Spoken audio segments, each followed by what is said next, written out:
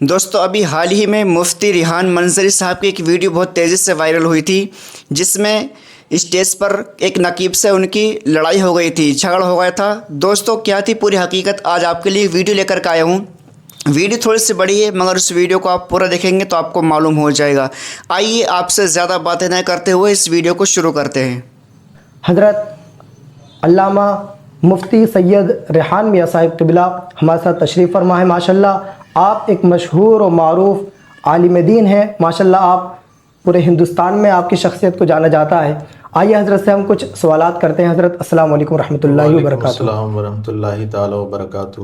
مزاج کیسے ہیں حضرت آپ جی کے؟ الحمدللہ، اللہ کا فضل شامل حال ہے ماشاءاللہ۔ آپ کی۔ حضرت سب سے پہلے تو میں آپ کا تہہ دل سے مشکور ہوں کہ آپ نے اتنے مصروف ترین وقت میں سے ہمیں کچھ وقت عنایت کیا، میں تہہ دل سے آپ کا شکر گزار ہوں۔ جزاکم اللہ خیرہ، اللہ آپ کے اخلاص کو مداومت ہمیشہ عطا فرمائے۔ آمین ثم آمین۔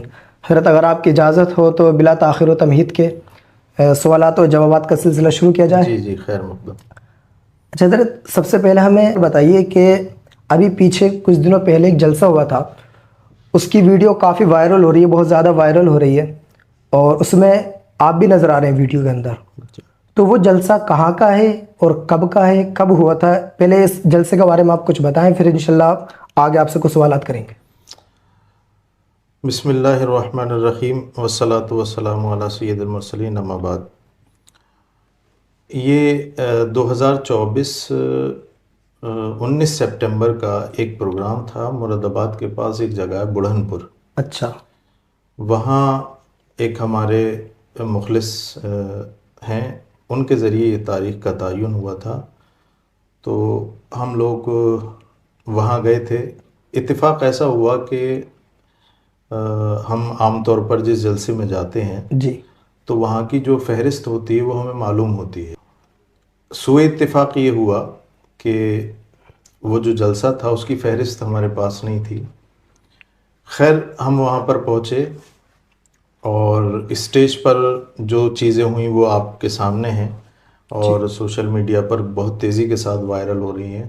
صحیح۔ اس کے مثبت اثرات بھی ہیں اور منفی اثرات بھی ہیں۔ ٹھیک۔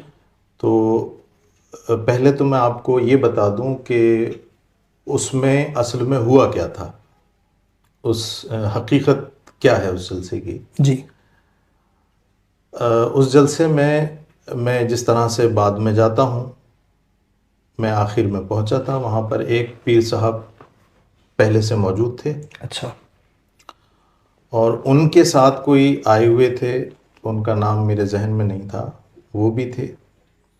میری تقریر ہوئی، تقریر ہونے کے بعد جو میرا وقت تھا اور میں تقریر کرنے کے بعد بیٹھ گیا، تو وہ جو پیر صاحب تھے جو آپ نے دیکھا ہوگا ویڈیو میں میرے برابر میں بیٹھے ہیں، ان کے ساتھ آئے ہوئے صاحب نے مائک لیا اور وہ نعت پاک یا تقریر جو بھی جس نیت سے کھڑے ہوں، لیکن انہوں نے تقریر کرنا شروع کی۔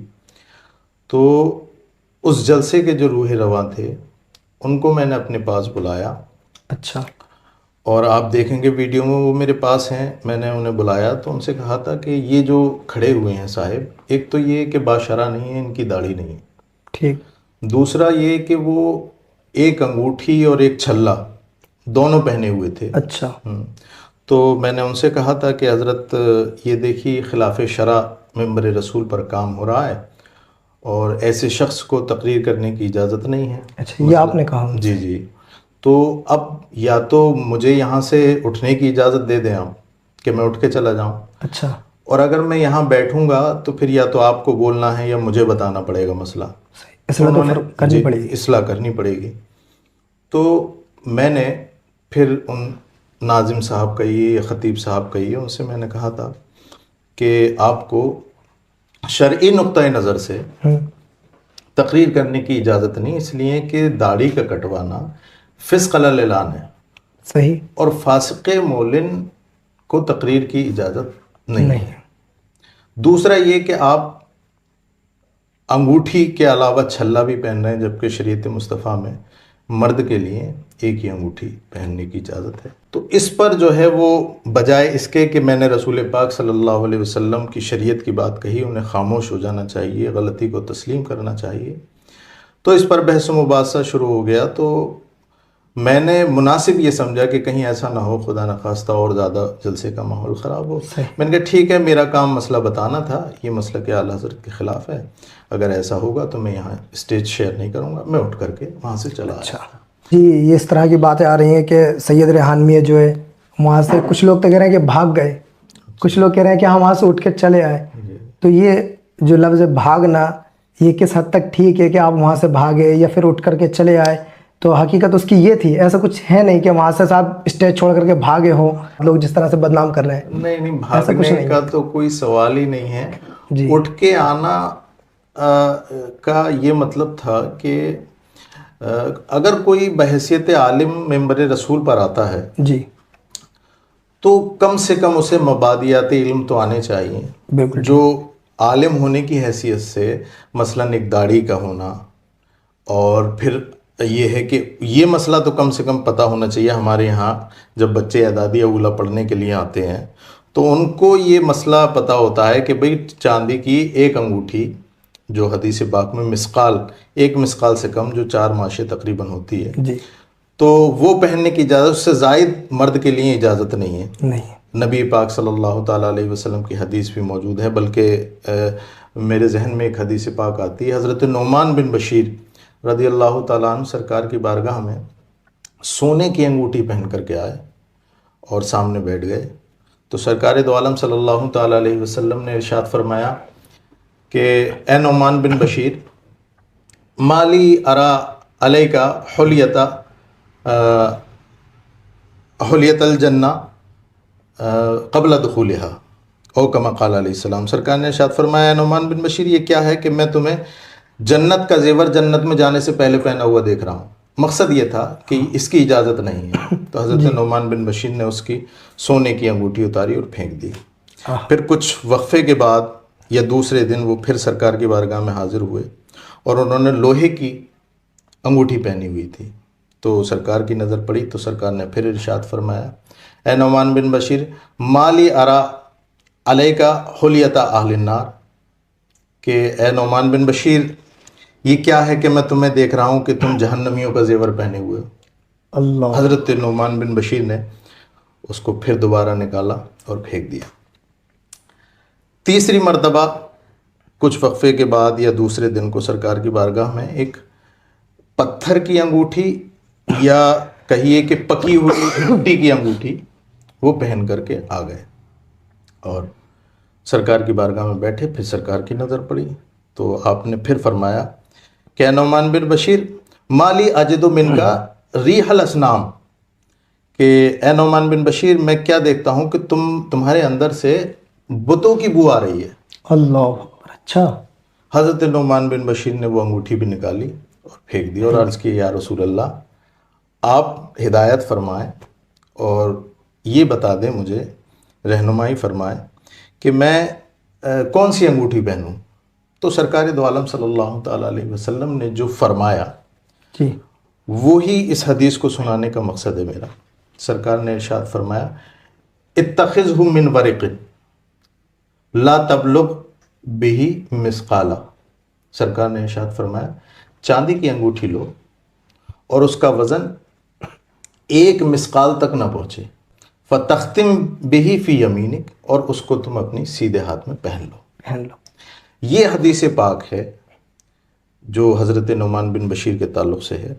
تو اس حدیث کو لے کر کے فقہائے اعظام فرماتے ہیں بالاتفاق کہ مرد کے لیے اس حدیث پاک سے ثابت ہوتا ہے کہ مرد کے لیے 1 مثقال سے کم یعنی 4 ماشے آپ کہہ سکتے ہیں، 4.5 ماشے سے کم وہ پہننے کی اجازت ہے، اس کے علاوہ پہننے کی اجازت نہیں ہے. تو میں یہ کہنا چاہتا ہوں کہ یہ جو عام حدیث ہے یہ تک ان صاحب کو معلوم نہیں جو وہاں پر اپنے آپ کو کھڑے ہو کر عالم ہونے کا دعویٰ کر رہے تھے، یا یہ کہیے مناظرہ یا مجادلہ جو بھی کرنا چاہتے تھے. تو جسے مبادیات علم نہ پتہ ہوں تو اس کے ساتھ کیسے گفتگو ہو سکتی ہے. تو وہ جس طرح آواز دے رہے تھے کہ رکو ہم، تو اس میں کیا اب آپ بتائیے سوائے مجادلے کے کچھ ہونا نہیں ہے. جب رسول پاک صلی اللہ تعالیٰ علیہ وسلم کی حدیث پڑھ دی گئی محدثین اکرام فرماتے ہیں کہ سرکار کے آداب میں سے یہ ادب بھی ہے کہ اگر آپ سے یہ کہا جائے کہ سرکار نے یہ فرمایا تو آپ بالکل خاموش ہو جائیں، کوئی چوچرا اور نہیں اس میں اپنے خیالات تخمینات اس میں ایڈ نہ کریں۔ بالکل صحیح۔ اچھا حضرت، ایک اور ویڈیو وائرل ہو رہی ہے کہ جس میں ایک پیر صاحب منت و سنت کا کچھ بول رہے ہیں، کیا ایک چھلا کہ یہ تو منت کا ہے، چھلا منت کا چھلا پہن سکتے ہیں، یہ کیا حقیقت ہے؟ شرعی اعتبار سے کی رہنمائی فرمائیں۔ جی جی ہاں، وہ ایک ویڈیو بعد میں بھی وائرل ہوئی ہے، آپ صحیح فرما رہے ہیں کہ اس میں پیر صاحب کھڑے ہو کر کے وہ بول رہے ہیں کہ یہ منت کا چل رہا ہے، کچھ کہنا چاہ رہے ہیں۔ جی، تو سب سے پہلے چیز تو یہ دیکھنی چاہیے کہ منت کہتے کسے ہیں اور اسلام میں منت کا کیا حکم ہے اور اس کا مزاج کیا ہے۔ صحیح۔ منت شرعی ہوتی ہے، منت عرفی ہوتی ہے، دو ہی قسم ہیں۔ اچھا، منت شرعی وہ منت کہلاتی ہے جس کا ادا کرنا شرائط کی پائے جانے کے وقت واجب ہوتا ہے۔ اچھا، اب اس کی چند شرائط ہیں۔ ایک یہ کہ منت خالص اللہ کے لیے ہو، غیر اللہ کے لیے نہ مانی جائے۔ ٹھیک۔ دوسری یہ کہ جس چیز کی ہم منت مانگ رہے ہیں وہ عبادات کے قبیل سے ہو۔ صحیح۔ تیسرا یہ کہ وہ عبادت جو ہم منت میں کہہ رہے ہیں، ذکر کر رہے ہیں، وہ کبھی فرض یا واجب ہوتی ہو۔ یہ تمام شرائط جب پائے جائیں گے تو منت شرعی کا وجود ہوگا۔ مثلا ہم یہ کہیں کہ اگر میرا یہ کام ہو گیا تو میں اللہ کے لیے روزے رکھوں گا، یا میرے بیمار کو شفا مل گئی، میرا بیٹا بیمار ہے، والد بیمار ہے، والدہ بیمار ہے، اگر یہ ٹھیک ہو گئے تو میں اللہ کی رضا کے لیے 3 دن کے روزے رکھوں گا، جیسے کہ سیدۃ النساء عالم فی العالمین مخدومہ کائنات فاطمۃ الزہرا سلام اللہ علیہا نے حضرت امام حسن اور حسین کے بیمار ہو جانے پر وہ جو منت رکھی تھی، وہ ایک لمبا واقعہ ہے۔ تو یہ منت شرعی ہے۔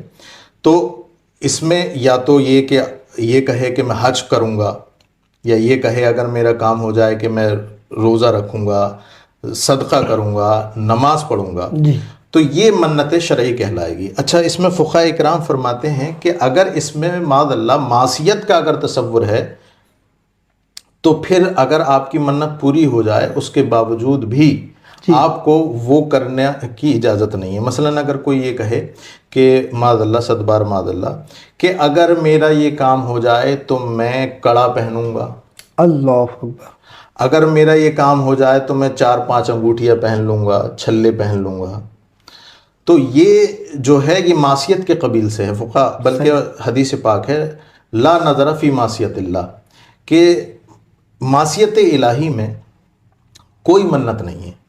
اگر آپ کا وہ کام ہو جائے اور آپ نے یہ مانگا ہے کہ میں کڑھا پہنوں گا اور جو ہے معاذ اللہ میں داڑھی کٹوا دوں گا، یا میں کئی ساری انگلیاں میں انگوٹھیاں پہنوں گا فلاں نام کی، اس کی نام کی، اس کی نام کی، تو فقہ فرماتے ہیں منت پوری ہو جانے کے بعد ایسا کرنا تو دور کی بات، نہ کرنا واجب ہے۔